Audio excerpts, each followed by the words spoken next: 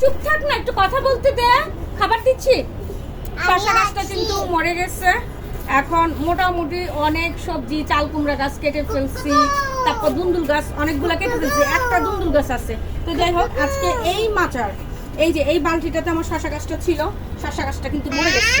তো যেহেতু শসা গাছটা মরে গেছে, এখন হচ্ছে চাল কুমড়া গাছটাও আর রাখবো না। কারণ এই ড্রামটা যদি আমি পরিষ্কার করি, ড্রামটাকে যদি খালি করে 4-5 দিন রেখে দেই কিংবা সপ্তাহখানিক রেখে দেই, সেই ক্ষেত্রে কিন্তু এই ড্রামটাতে যত জীবাণু ছিল রোদ্রে রাখলে সব নিমাটোড সব মরে যাবে। সো আজকে বিসমিল্লাহ বলে এই চাল কুমড়া গাছটা উঠাই দিতেছি। বিসমিল্লাহ।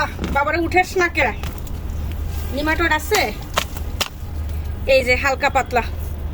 এইটার শিকড়ও পচা শুরু হয়ে গেছিল। তো যাই হোক, ভালো ফলন দিচ্ছে আলহামদুলিল্লাহ। তো এই মাটিগুলো কিন্তু আমি ভালোভাবে শুকাবো, ঠিক আছে? এই মাটিগুলো অন্য মাটির সাথে লাগাবো না। হ্যাঁ, তবে নিমাটোড হওয়ার মেইন লক্ষণ হচ্ছে আপনি যদি ডাইরেক্টলি এই মাটিতে কাঁচা সবজির খোসা দেন, এতে গ্যাস সৃষ্টি হয়, দেন হচ্ছে অনেক নিমাটোডেও আক্রান্ত হয়। আপনারা একদম এই যে ডাইরেক্টলি কখনো সবজির কাঁচা খোসা টোসা পাতা টাতা এগুলো দিবেন না। দরকার হলে এগুলো পচিয়ে মাটি করে শুকিয়ে দেন, তারপর গাছে দিবেন। এতে করে নিমাটোড হওয়ার চান্স কিন্তু অনেক কম থাকে। তো যাই হোক, অনেক ফলন দিচ্ছে এটায় আমারে। তো এইটার যে পাকা চাল কুমড়াটা সেটাও কিন্তু নিয়ে নিব। গাছ উঠাইছি জাস্ট একটাই কারণে, কিন্তু কথা হইলো সেটা আমি এখানে আল্লাহ গো নামাবো কি করে। ভাঙ্গিস না, মাচা এখান থেকে পড়লে পুরা চাল কুমড়াটাই আমার আসতে যাই।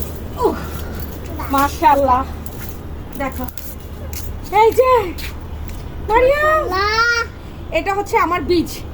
এই জাতটা এত ভালো, আশা করি এই জাত থেকে না হলে আমি বহুত মানুষকে বীজ দিতে পারবো।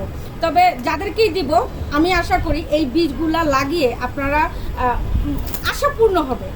একটা যদি ড্রামে লাগান 2টা গাছ, একটা ড্রামে যদি 2টা গাছ লাগান, না হলেও 15 থেকে 20টা চাল কুমড়া হারভেস্ট করা কোনো বিষয় না, ঠিক আছে? প্রপারলি একটু যত্ন নিলেই হয়। আর চাল কুমড়া গাছ এমন না যে বৃষ্টিতে মরে যায়, ঠিক আছে? চাল কুমড়া গাছ কিন্তু অনেক হার্ড একটা গাছ, বৃষ্টিতে আরও ভালো থাকে।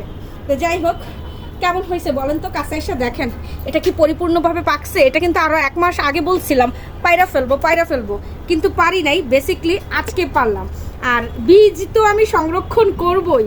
সবচেয়ে বড় কথা হচ্ছে আমার দীপ্ত ইশিকা মারিয়াম এটার মোরব্বাটা এত বেশি পছন্দ করে, বিশেষ করে আমার জামাইবাটা। মোরব্বাটা অনেক মিষ্টি হয়, আর মিষ্টি তো অলওয়েজ ওর খুব ফেভারিট। তো এটা দিয়ে মোরব্বা বানাবো ইনশাআল্লাহ।